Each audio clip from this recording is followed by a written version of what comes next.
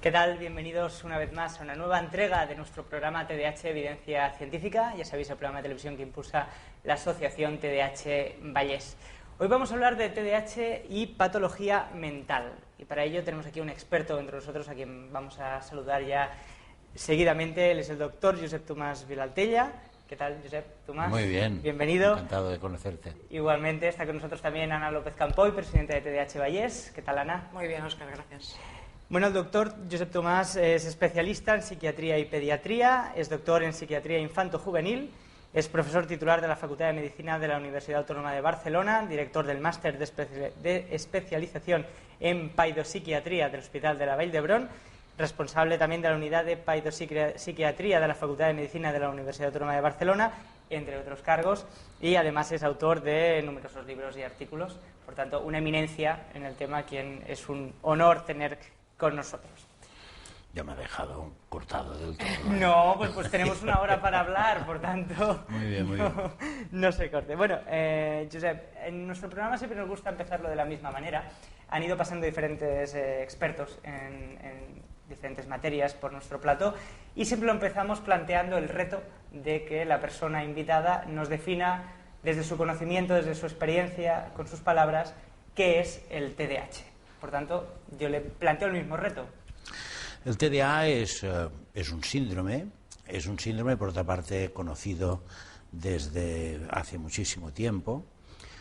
Dicen del siglo anterior, no es del siglo anterior, es incluso del anterior, o sea, por tanto del 1800, en el 1870, 1880.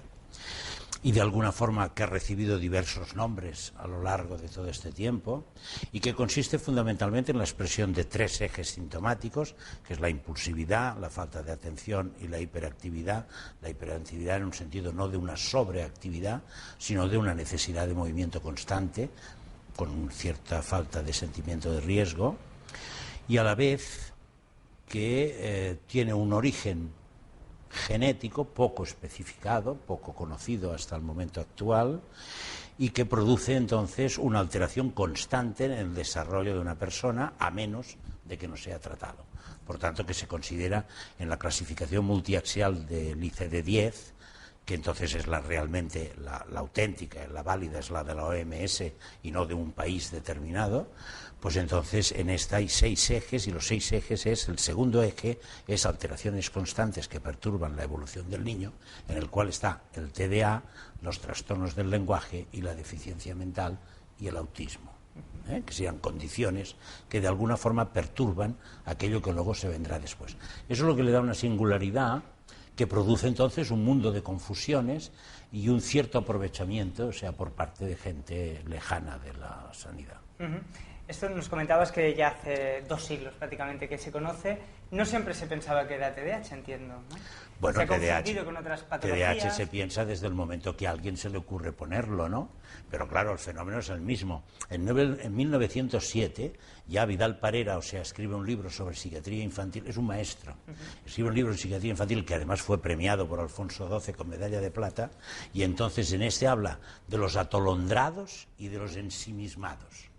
Y entonces dice, los atolondrados son aquellos, o sea, que es como mariposas, se mueven de hoja en hoja, de punto en punto, y no están nunca en nada, y por lo tanto entonces tienen problemas de maduración. Y a su vez define los ensimismados como los que están en los cerros de Úbeda o en la Luna de Valencia. Lo digo porque es bastante claro cuando decimos los cerros de Úbeda, aunque uno, por desgracia, quizá no sepa dónde está Úbeda, y vale la pena ir, o sea que eso también es importante. Pero me parece que es algo muy significativo, y esto se describe en 1907. Después aparece como psicopatía, o sea, una psicopatía atencional. Eso se describe en 1927. Después, por culpa de Goldstein, o sea, descubre, o sea, que aquellos individuos que han tenido una lesión cerebral por culpa de la guerra, de la Segunda Guerra Mundial, o sea, entonces define lo que se llama los trastornos de atención debidos a una lesión cerebral como elemento residual, haber recuperado. Y entonces Strauss, que es, por cierto, un individuo que viene a Barcelona, trabaja en Barcelona, publica un libro sobre la pedagogía terapéutica porque huye de los nazis. Este es amigo de Goldstein y entonces este describe que si realmente hay ciertos niños que tienen una alteración de atención es porque, tal como dice Goldstein, hay una lesión cerebral. Y ahí aparece el nombre de la lesión cerebral mínima. Pero luego viene otro señor que se llama Backwin y ese inventa el nombre de hiperactividad. La hyperactivity de Backwin y Backwin. Entonces vemos que esto viene ya de lejos, después de este repaso histórico. Yo diría del tiempo de María Castaña, si me permite usted. Permitido, no me llame de usted. Nos vamos a tutear, si te parece. Muy bien. Vemos que viene de lejos, por tanto, muy lejos. ¿Por qué todavía a día de hoy hay gente que se empeña en decir que esto no existe, que es un invento de las farmacéuticas? Bueno, eso siempre lo tenemos. Pues, por ejemplo, las farmacéuticas. O sea, tenemos una magnífica epidemia de sarampión en esos momentos en Barcelona para abrazar a la señora de las farmacéuticas y decir, usted es un genio. Lo que pasa es que no se lo reconocen, porque lo tenemos porque no la han vacunado. O sea, entonces ella está contra las vacunas. Muy bien, hay mucha gente que vive de la sanidad. Muchísima gente. Y muchísima gente que dentro de la sanidad, de los componentes psiquiátricos, de la ansiedad viven los del tarot, los de los horóscopos, los de los volarios, los que echan las cartas, las otras cartas, no las del tarot, los que miran el fondo del café, los psicopedagogos, los psicólogos, los psiquiatras, mare de Déu. O sea, hay montañas de gente que vive de la ansiedad. Pero eso no significa, o sea, que la ansiedad no tenga la formación académica. Dice, oiga, ¿usted no cree en la homeopatía para tratar la ansiedad? Pues mire usted, si la homeopatía fuera una cosa seria, me la enseñarían en la facultad. Si no me la enseñan, ¿usted cree que en la facultad se dedican a no enseñar lo que vale la pena? ¿Usted cree que realmente la facultad dice, ¿qué podemos hacer para jeringar al personal? ¿Verdad que no? Bien, Suponemos que no. Supongamos que no, pues, hombre, sería ya eso como muy complicado, si aceptamos eso. Sí, no, por supuesto. Bueno, ningún trastorno mental, entiendo, yo no soy experto, por eso le tenemos aquí con nosotros, ningún trastorno mental se puede diagnosticar con una prueba física objetiva, entiendo. Por tanto, aquí juega un papel muy importante el historial clínico de ese paciente. Sin duda. ¿Es así? Sin duda que es Eso es así. lo que nos diferencia de otro tipo de enfermedades en el campo del... Yo diría que toda la medicina es así. Toda la medicina es así.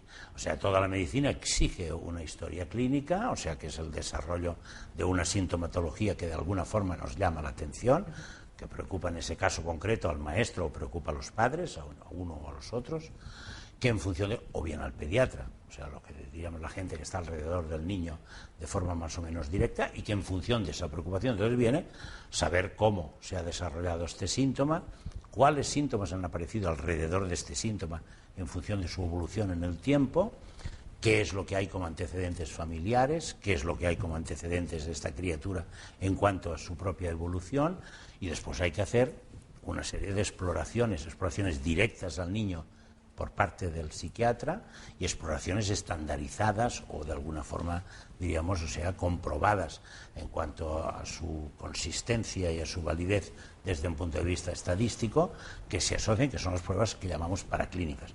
Y otras exploraciones, como es evidente, por ejemplo, que si tenemos una criatura, o sea, que tiene un TDA, pues la primera cosa que tenemos que saber, por ejemplo, si la madre lo sobreprotege o no, porque si es un niño sobreprotegido también es muy inquieto. Si resulta que es un niño con un cociente intelectual alto también puede ser muy inquieto y no ser un TDA. Si tiene un problema desde un punto de vista de determinadas alteraciones fisiológicas, en su caso como puede ser un hipertiroidismo, también evidentemente puede manifestarse aparentemente como un TDA y tantas otras cosas.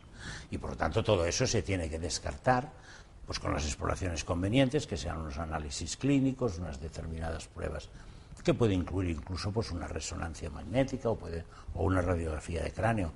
O sea, si la madre, por desgracia, ha padecido una toxoplasmosis a lo largo del embarazo, habrá otros síntomas clínicos que ya probablemente cuando llegue a los 4 o 5 años ya habrán diagnosticado pues otra alteración en ese sitio, pero a veces no. Y entonces de alguna forma pues hay que descartarlo, en fin, toda una serie de cosas. Nos vamos a quedar en el mundo del niño y del joven. ¿Cómo está la situación de la psiquiatría infantil y juvenil en España, comparado a otros países europeos? ¿Está igualmente reconocida? ¿Hay planes de asistencia también implantados en España en comparación a otros países de nuestro entorno, por ejemplo de la Unión Europea? La psiquiatría infanto-juvenil en España está muy mal. Ese es el titular. Estamos en situación auténticamente de unidad de cuidados intensivos. O sea, en principio es vergonzoso.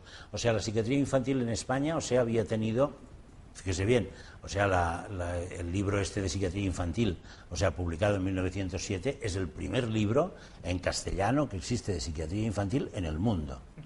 Pero es que además es la representación de una cátedra de psiquiatría infantil que se creó en la escuela normal, o sea, entonces en aquel momento, y el catedrático está el señor que se llamaba Vidal Parera. O sea, por tanto, hubo una cátedra, hubo un catedrático, hubo un libro, y además es el primero en el mundo. El segundo es en Moscú y el tercero en Buenos Aires. O sea, por lo tanto, es realmente una situación muy avanzada. Las exploraciones en el 33, la publicación de una cosa que se llamaba la Escuela La Sageta, donde estaba el Strauss y estos, o sea, entonces, y el Emilio Mira, o sea, pues que fue otro gran genio de la psiquiatría. El libro de Emilio Mira sobre el desarrollo de los niños desde un punto de vista de la motricidad y por lo tanto de la atención y otras cosas, se ha publicado 27 veces en la historia de... Por lo tanto, realmente la preparación antes de la guerra civil era muy importante, pero en el momento de la guerra civil, cuando ganan pues los que ganan, pues el señor que ganó consideró pues que, en fin, que los psiquiatras tenían cierta responsabilidad en las checas y una serie de cosas, y dejó la psiquiatría en el campo de la beneficencia.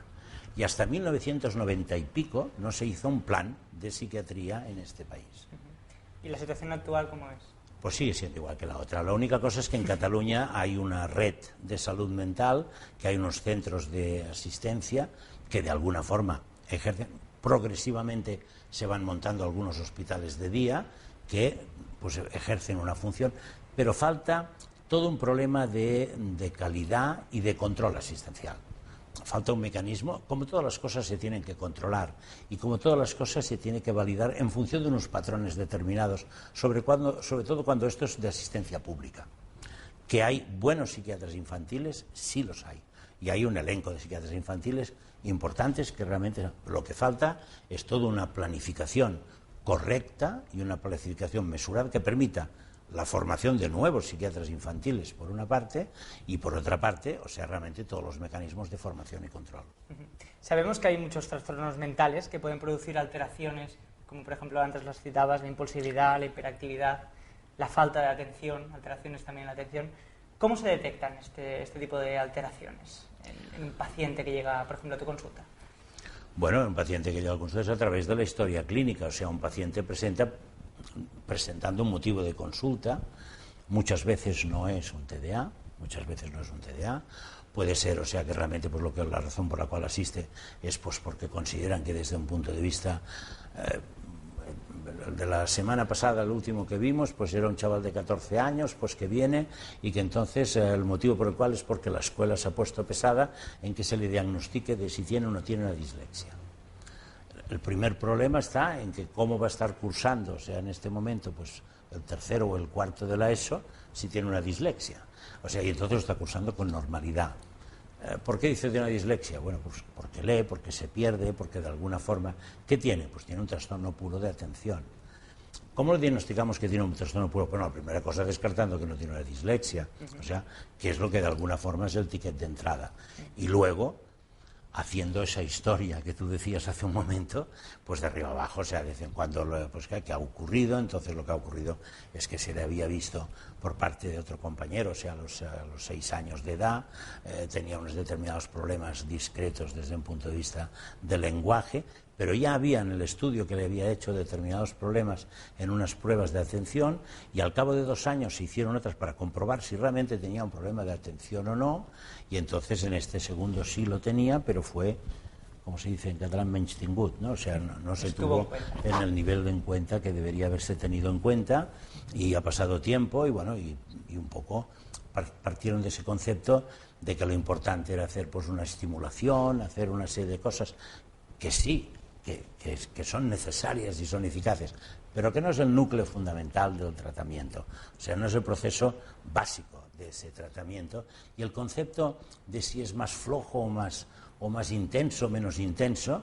es como decir, está un poco embarazada o muy embarazada o embarazada del todo, ¿no?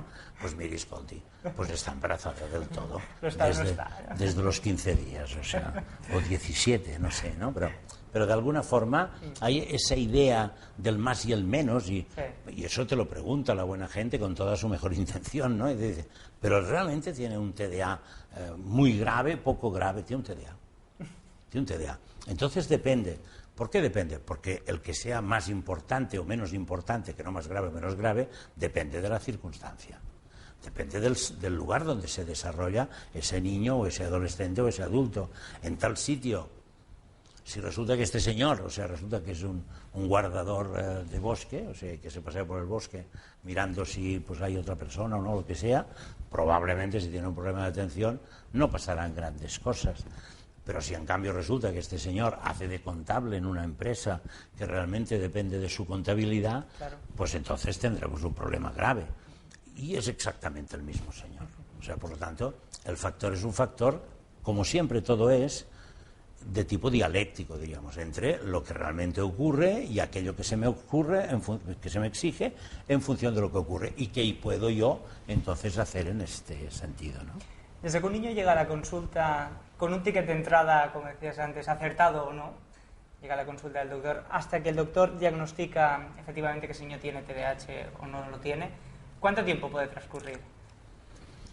Poco, en principio poco. O sea, si los padres y el médico se ponen de acuerdo, pues en 2 o 3 días, o sea, se puede decidir perfectamente. ¿Y si los padres y el doctor se ponen de acuerdo? Sí, porque, por ejemplo, cuando nos viene un paciente de donde sea, pues entonces ese paciente llega y todo ya está programado, pues entonces llega, se hace la historia, hace el estudio tal, y a continuación se decide qué pruebas tiene que hacer o no, y excepto el problema que podamos tener, a lo mejor si se tiene que hacer alguna prueba de tipo orgánico, un análisis de sangre, lo normal es que en 2 o 3 días se pueda tener, y bueno, una radiografía o una resonancia magnética, una cosa de esas, por vía mutual normalmente funciona muy deprisa. Otra cosa si tenemos que tropezar con la seguridad social, entonces no. Entonces allí, sí, no, yo con la iglesia hemos topado en Sancho, ¿no? Entonces allí las cosas van más despacio. Cuando hablabas de ahora mismo esto de que los doctores y los padres se tienen que poner de acuerdo, pensaba que te quería referir a que a lo mejor en algún caso hay algunos padres que no aceptan que el niño pueda tener TDAH. ¿Esto sigue pasando? Que los padres digan no, no lo tiene, aunque el doctor lo diga que sí. Sí, claro que pasa. O sea, evidentemente los padres pues tienen sus opiniones y además pues leen el internet, y entonces y además hoy día estamos en una situación en donde la autoridad desde un punto de vista académica no prevalece. O sea, la autoridad desde un punto de vista decir, oiga, es que usted es el 16.000 que yo visito en este despacho, tampoco prevalece, y entonces depende a veces de lo que le digo la Quim, a la Joana o la Mercè, ¿no? Por lo tanto, eso estamos en un momento en que todo el mundo sabe mucho. Entonces, como todo el mundo sabe mucho, pues puede decidir que sí o que no. Entonces hay gente que dice, mire, usted tiene que tomarse una medicación, y te dice, pues yo creo que no se la voy a dar. Muy bien. ¿Cuál es su obligación? Bueno, la obligación, nosotros no hacemos apostolado. Nosotros no hacemos apostolado. Ni tampoco somos dictadores. Por lo tanto, lo que hay que hacer es pues aceptar que no se la quiere dar, explicarle por qué decimos la medicación, qué es lo que ocurre con la medicación, qué problemas hay con esa medicación, si a lo mejor se tiene que cambiar, dónde iremos a cambiar, dónde iremos a parar, y que en principio, pues que él asume la responsabilidad de lo que tal edad, que tenga la gentileza de firmar un consentimiento informado conforme no quiere tomar la medicación, pues porque de alguna forma luego no diga que no se lo hemos dicho. O sea, ¿qué también pasa? O sea, por lo tanto, en función de eso, pues bueno, ya está, y esperar. Normalmente, ¿qué ocurre con el esperar? Pues que el tiempo y otra buena gente que habla con esta persona, en general, le van cambiando la opinión. Si no, también lo que puede pasar es que los perdamos de vista y no sabemos lo que va a pasar. No, o sea, eso también puede pasar. Eso también puede pasar, ¿no? Pero generalmente, yo creo que la gente, cuando se les explica, cuando de alguna forma uno se extiende, cuando se da información suficiente, cuando de alguna forma entiendes y aceptas que no quiere hacer tal cosa o tal otra, pues entonces normalmente al final viene a tu campo.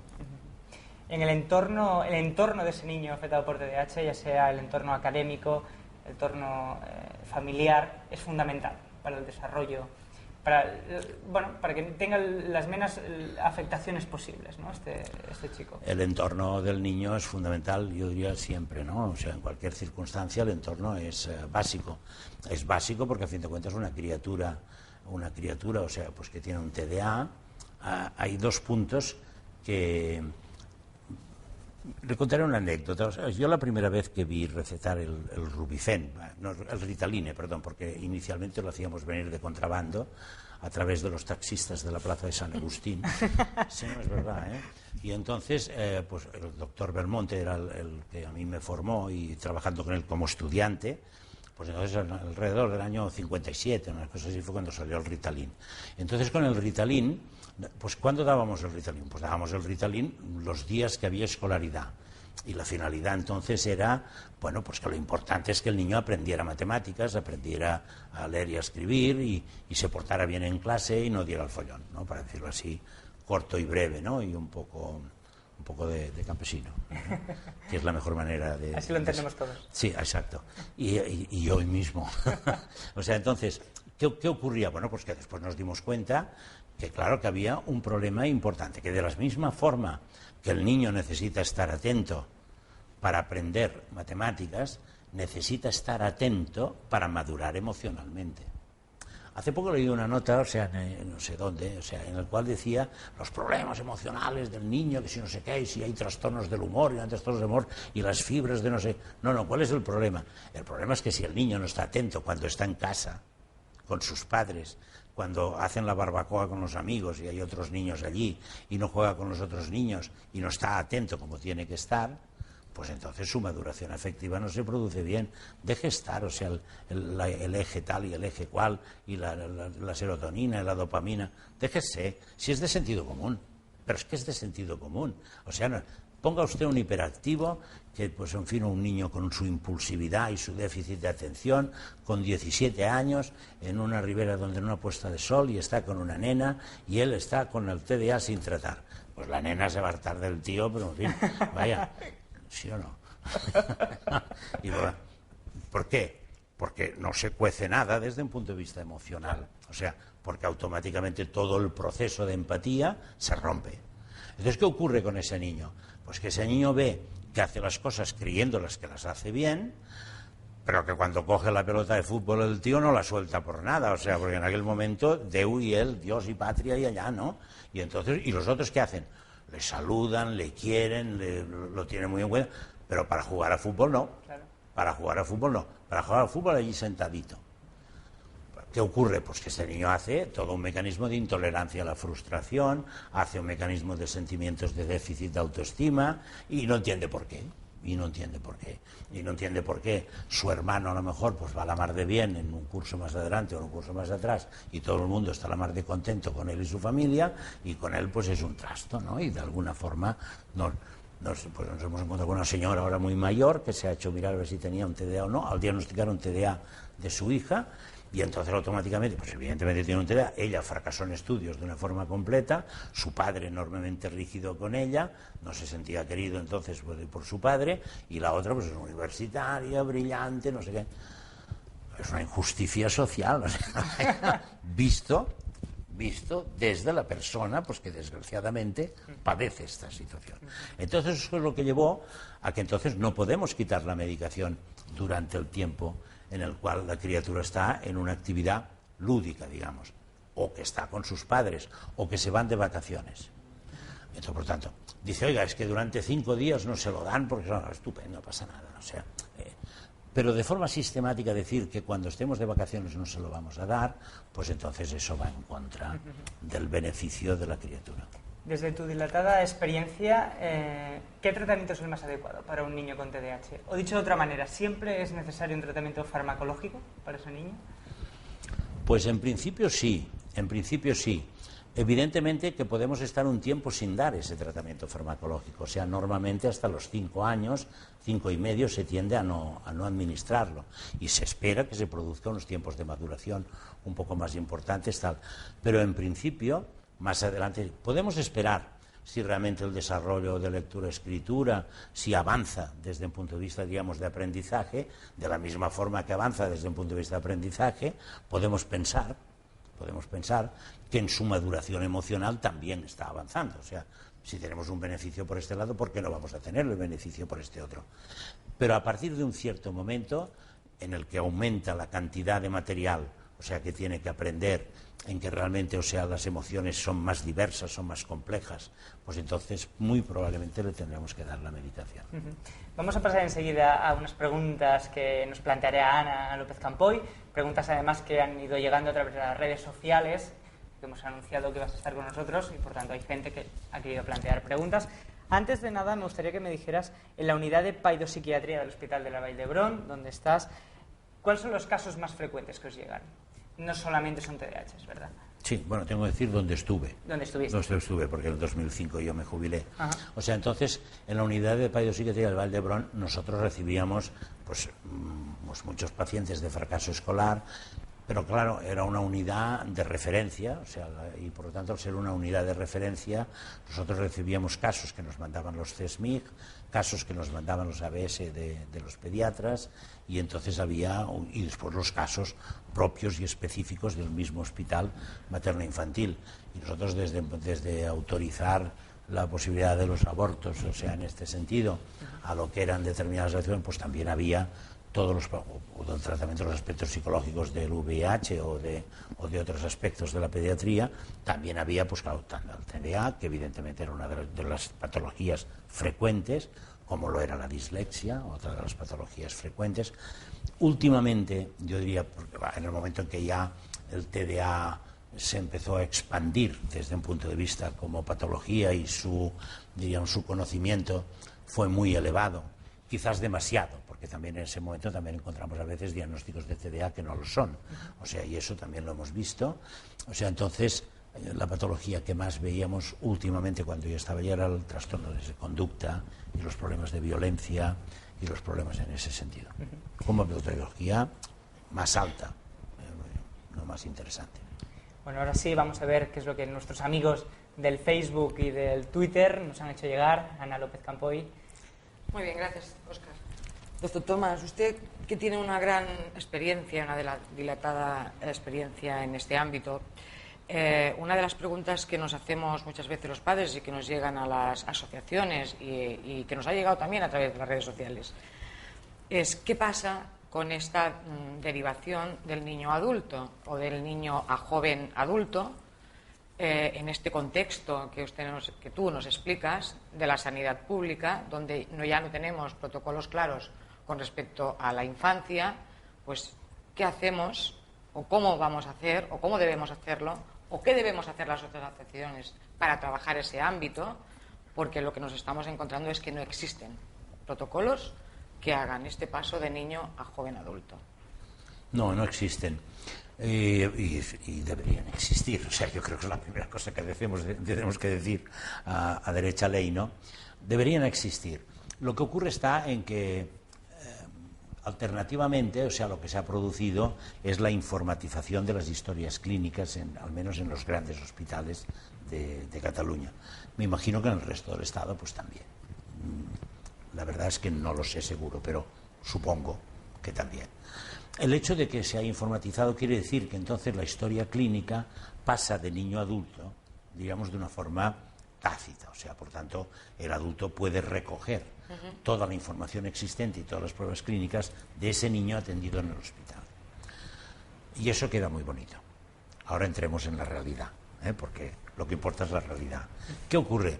Bueno, que en el fondo, entonces el hospital, pues de pronto, pues lo digo porque lo que está ocurriendo, lo que vemos, pues de pronto el hospital pues tiene mucho interés en ver TDA porque está haciendo un estudio genético y entonces pide que los centros de SESMIG pues les manden todos los TDA y a los papuchis incluidos, o sea, pues para hacer al niño y a los papás.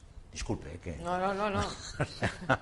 Pero, entonces, ¿qué ocurre? Bueno, pues que una vez las han visitado, entonces, claro, aquello sobrecarga el hospital. Claro. Y de alguna forma, entonces resulta que, bueno, pero nosotros no vamos a ser ahora un hospital de TDA.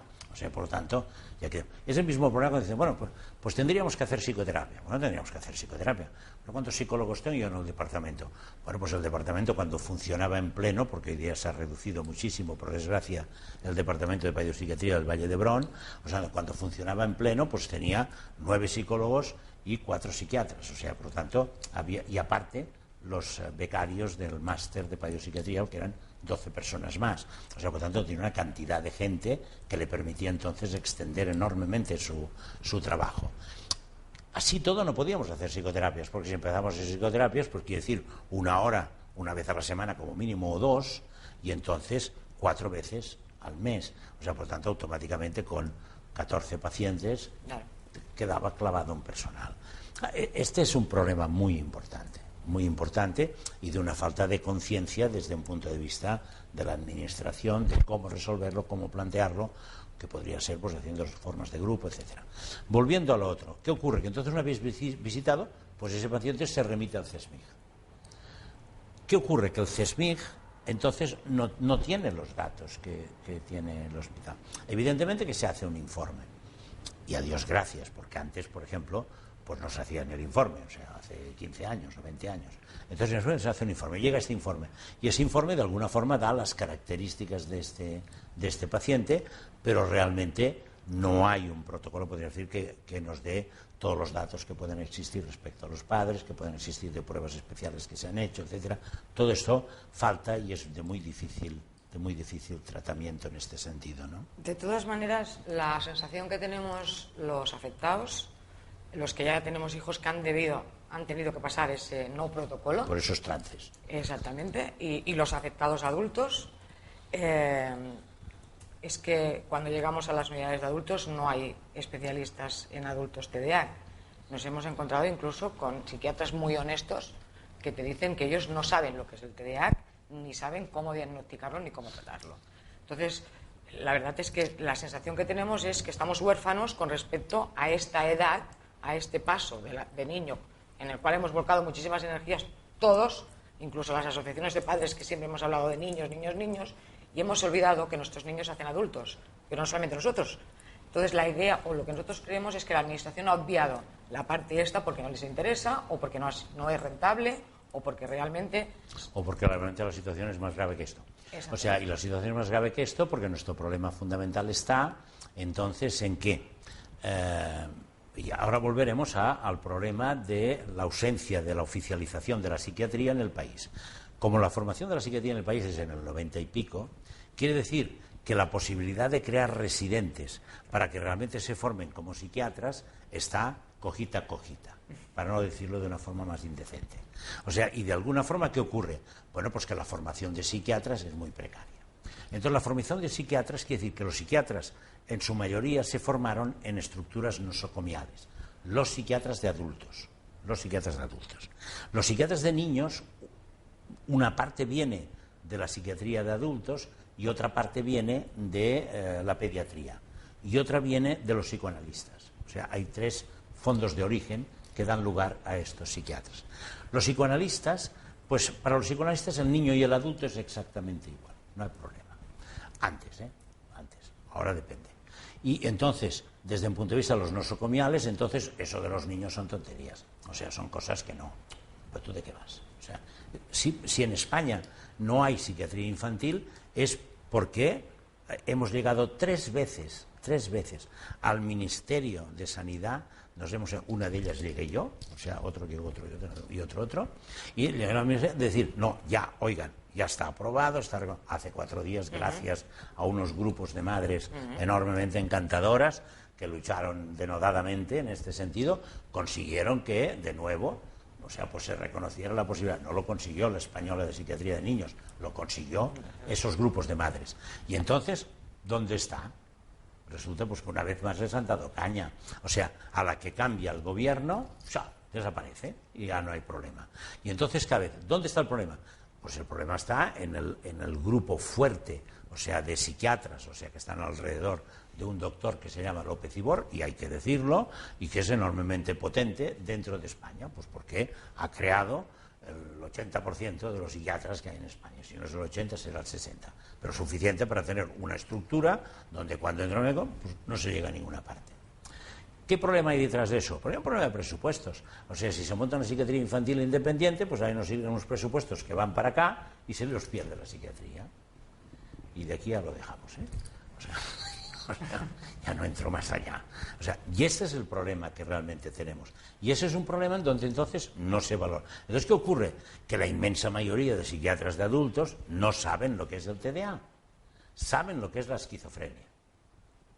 saben lo que es el bipolar, saben lo que es la depresión, la ansiedad, todo lo que forma parte de las troncales de la psiquiatría en este sentido. Cuando se montó la Autónoma de Barcelona, la Facultad de Medicina, cada curso había una asignatura de psicología. Había psicofisiología, había psicopatología, había psiquiatría, los másters y después todo, y se formó todo. En ese momento solamente hay psiquiatría y que tiene 30 horas de clase. Pues no en B. No en B. Bueno, a ver si podemos ir corrigiendo. Bueno, no depende de nosotros, por lo menos de lo que depende de nosotros es hacer difusión sobre el TDAH, es lo que vamos haciendo, gracias a invitados como el doctor que tenemos aquí con nosotros. Bueno, ya sabéis, los que estáis en casa, que nos importa vuestra opinión, lo podéis hacer a través del Facebook, en el perfil del Niño Incomprendido, y también en Twitter, nos podéis seguir en TDH Vallés, y además podéis comentar todo lo que estamos hablando aquí en el programa con la etiqueta TDH Vallés TV. Si lo hacéis, utilizáis este hashtag y podéis comentar, opinar y completar todo lo que aquí estamos hablando en el plató. Ahora vamos a hacer un breve descanso, volvemos enseguida, no hace falta que apaguéis ni el iPad, ni el ordenador, ni nada, porque volvemos enseguida aquí con el doctor y con Ana López Campoy. Hasta ahora.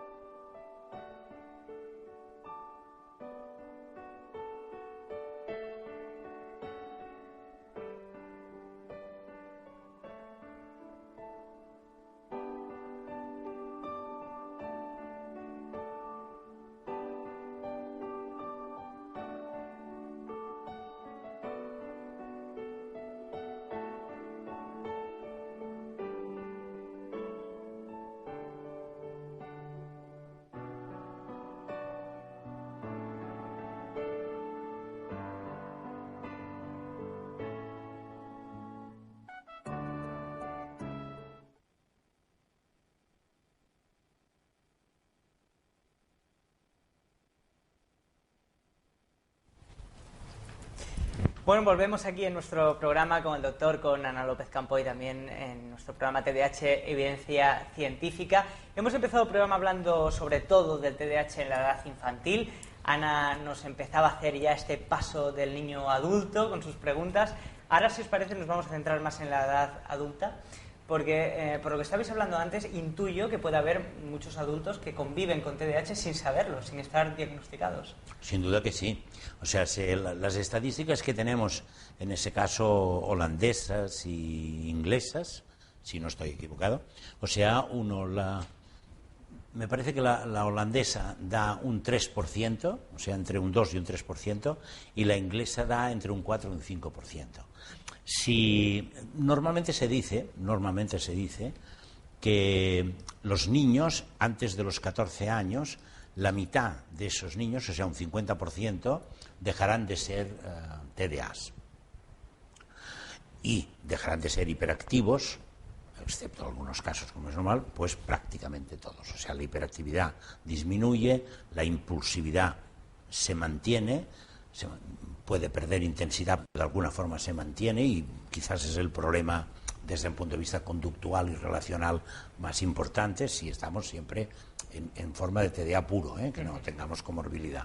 O sea, y entonces, desde un punto de vista del trastorno de atención, en cambio, persiste y se mantiene. Por tanto, diríamos que en el adulto, entonces, si no se resuelve antes del 50%, que en algunos casos, en otros sitios, dice que solamente es un tercio el que realmente se reduce antes de los 14 años, pues entonces lo que predomina son problemas de impulsividad y problemas de atención. Pero claro, cuando la impulsividad y los problemas de atención los sumergimos en el contexto cultural y en el contexto de exigencias sociales o laborales, ahí entonces se monta un barrizal enormemente extenso. Claro. Y entonces la sintomatología es muy diversa y muchas veces debe verse en circunstancias muy específicas. O sea que de alguna forma, sea por la impulsividad, sea por el problema de atención, entonces es cuando podemos apreciar que el fracaso que se produce en esta circunstancia hay que sospechar la existencia de un TDA, Y, por otra parte, diríamos, los fracasos también en el ámbito, diríamos, de tipo emocional. Y yo los separaría, o sea, porque algunos resulta que pueden hacer una contención. O sea, yo puedo ser cojo, pero si me pongo en una carrera y me motivo y me sobrepongo, puedo ganar la carrera y a lo mejor resulta que los otros mejores que yo no la ganan. Por tanto, esa persona puede también hacer un esfuerzo y sobreponerse y de alguna forma, en determinadas circunstancias, funcionar muy bien. Pero lo que es difícil es que se sobreponga o se exija desde un punto de vista emocional.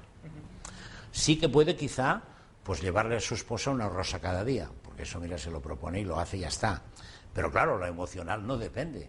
O sea, sí que ganas puntos, pero no te funciona la cosa como tiene que funcionar cuando realmente en el estar uno se da cuenta si estamos bien o no estamos bien.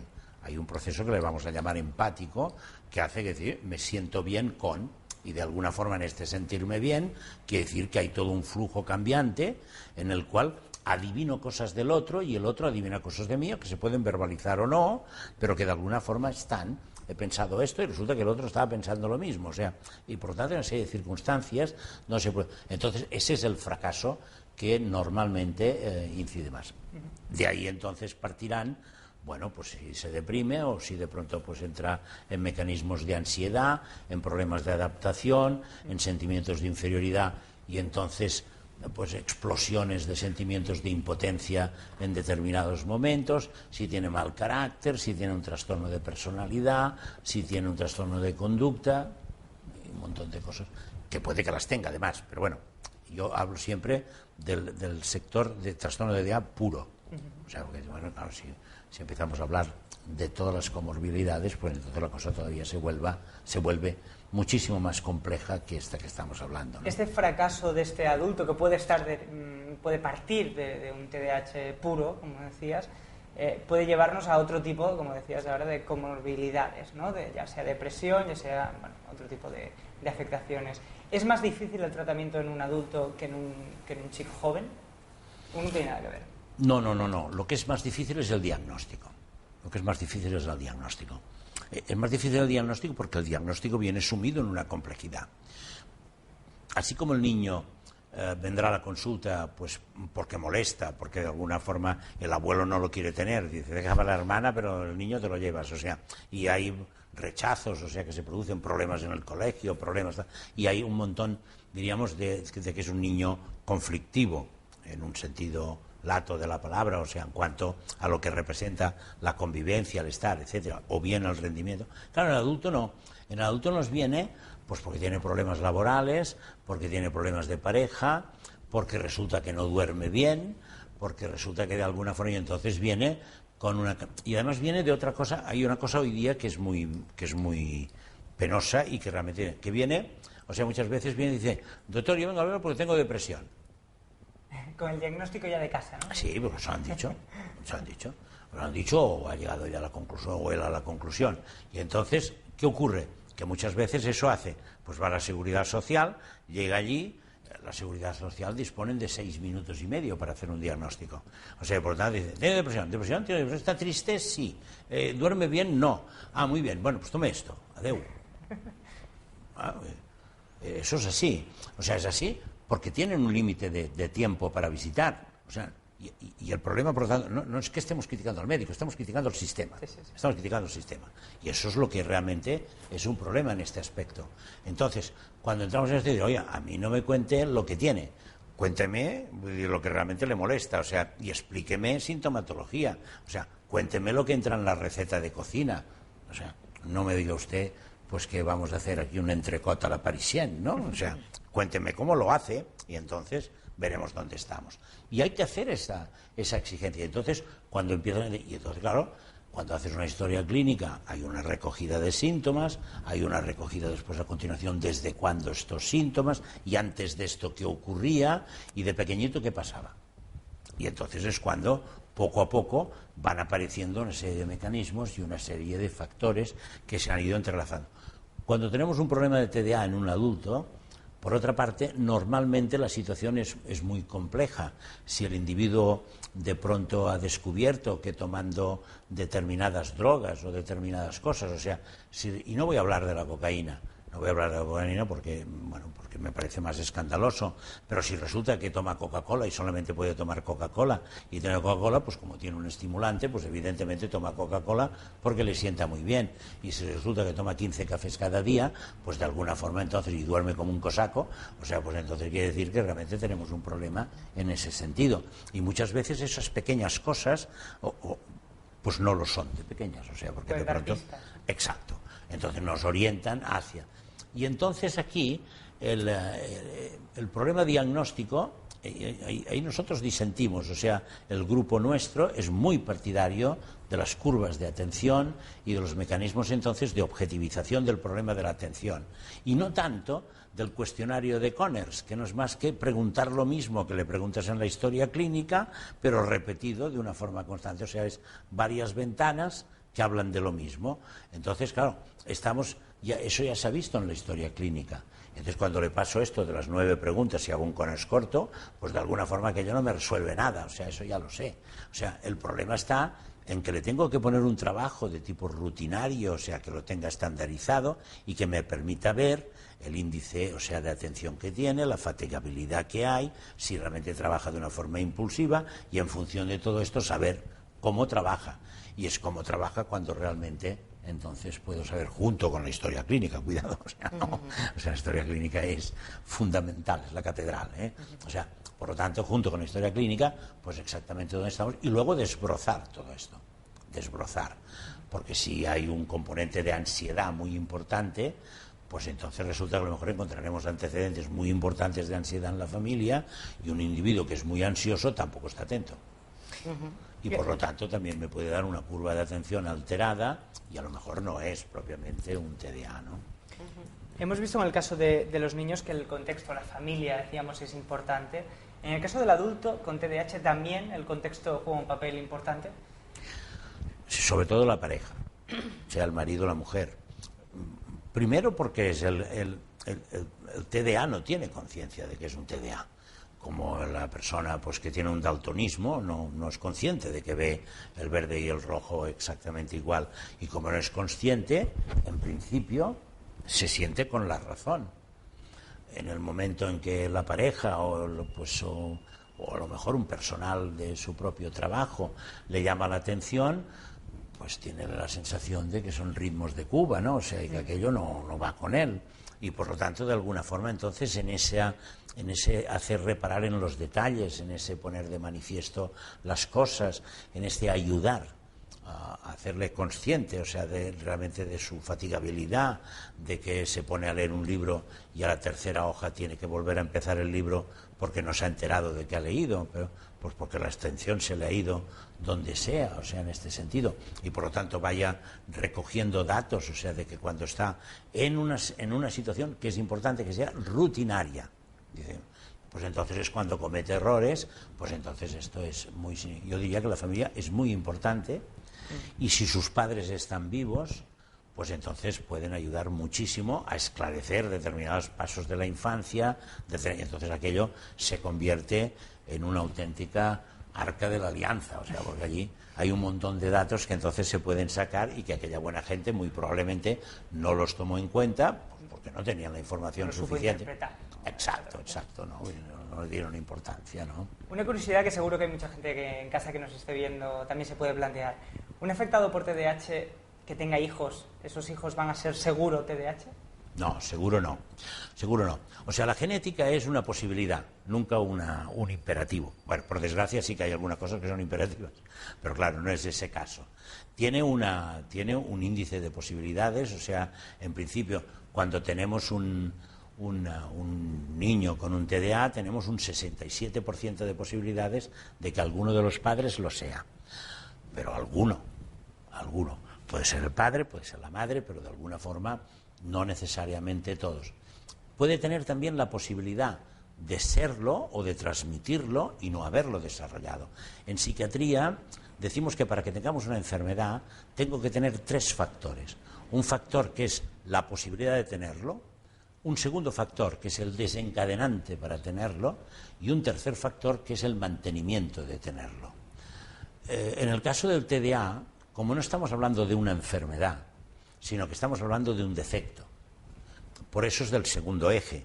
El primer eje es el de las enfermedades, pues la ansiedad, el trastorno de atención, la depresión, la psicosis, etc. Pero cuando estamos hablando de algo que es una constante en el proceso evolutivo del individuo y por lo tanto algo, diríamos, que imprime carácter a cualquier actividad de ese individuo. O sea que por tanto que tiene un proceso, el que es depresivo y afecta a este campo, pero no afecta a todo, y el otro, etcétera, ¿no? En cambio, en el caso del TDA no, el caso del TDA es un perturbador, como el trastorno del lenguaje es un perturbador entre el individuo y el medio, y por lo tanto en función de ello genera y produce toda una serie de procesos adaptativos que le dan una mayor complejidad, y entonces el que hace pues que en determinado momento se tiene que hacer a lo mejor una estimulación o una reeducación o una psicoterapia o un soporte social, unas clases de ayuda, un apoyo a los padres.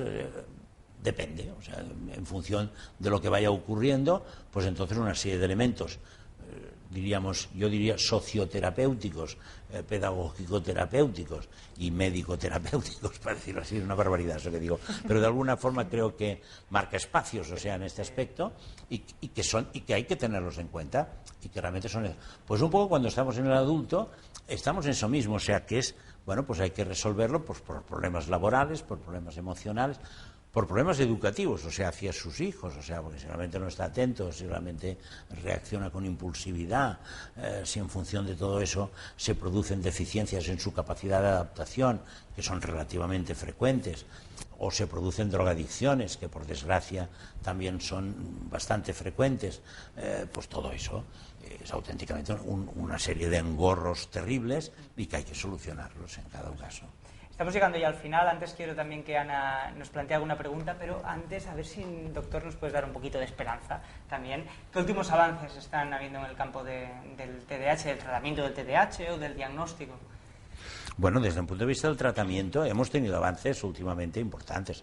O sea, lo del Adderall, o sea, el asunto del uso de anfetaminas, que a los ingleses y los americanos les gusta tanto, a los europeos nos pone un poco los pelos de punta. Pero por ejemplo, pues bueno, todo lo que es la tamoxetina, o sea, ha representado la tamoxetina, por ejemplo, cuando nosotros formamos parte del grupo de investigación sobre la tamoxetina en el Valle de Hebrón, y entonces no nos pareció, en el momento que hicimos el estudio conveniente, no nos pareció tampoco que había nada. Pero cuando realmente hemos visto después, o sea, la aplicación de la tamoxetina pues ya en un montón de pacientes, unos que los empezaron a tratar, otros que nos venían ya tratados así, etcétera, entonces sí que hemos visto una cosa que nos ha llamado mucho la atención, y es que el Concerta, o el metilfenidato en cualquiera, sea el Medikinet, el Concerta o el Rubifen, la acción beneficiosa que tiene sobre el componente emocional lo tiene muchísimo más la tamoxetina que el metilfenidato.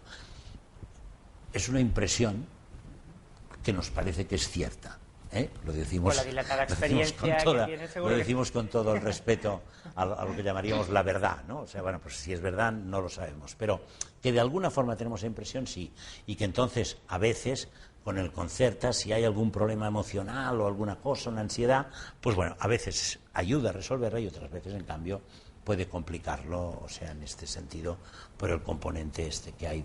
O a veces hay una intolerancia al Concerta, diríamos desde un punto de vista secundario, que en sí misma no es nada, pero que puede ser un engorro cuando esto, dice, bueno, es que el niño a partir de ahora resulta que duerme mal o tiene un problema para dormirse, entonces, bueno, en principio esto no es un problema muy grave, pero si es continuo, pues entonces sí lo es. O sea, lo que no lo es en sí mismo se convierte en realmente, dices que no come, bueno, pues a la noche comerá más, bueno, sí, pero nos vamos a dormir a las 11, oiga, pues bueno, pues entonces, o sea, hay otros problemas que de alguna forma, y en ese caso la tamoxetina yo creo que ha seguido un avance importante, o sea, tener en cuenta.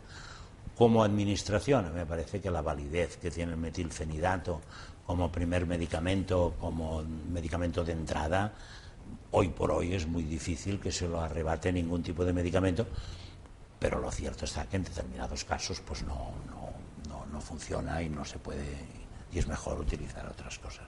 Bien, ahora sí, Ana, si quieres plantearnos algunas preguntas que nos han llegado por las redes sociales.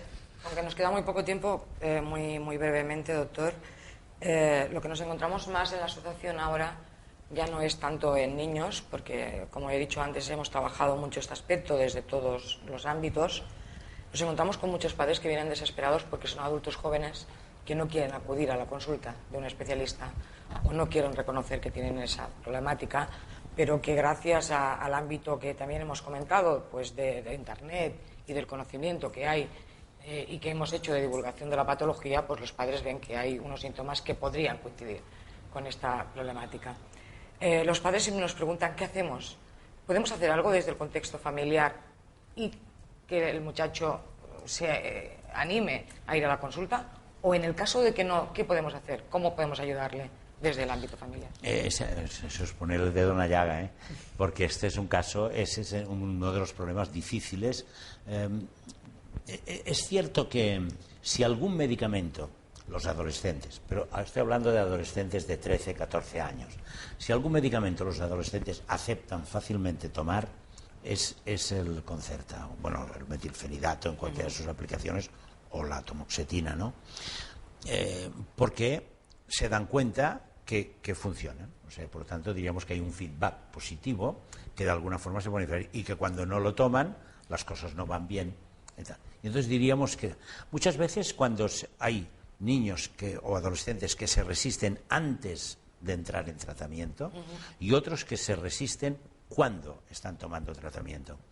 Los que se resisten cuando hay que tomar medicamento, el médico tiene la obligación de revisar el diagnóstico, de revisar que no se haya equivocado y que a lo mejor no lo toma porque no le hace el efecto que debería hacerle, sea porque se ha equivocado en el diagnóstico, sea porque de alguna forma quizás no es la medicación indicada en este caso, pero tiene que revisarlo. Cuando en cambio el proceso de resistencia es antes de empezar a tomar la medicación, pues entonces normalmente hay que intentar, es lo que solemos hacer y muchas veces no tenemos suerte, pero entonces intentar, que es un pacto, que es decir, lo damos un mes y medio a ver qué piensas. Pero un mes y medio.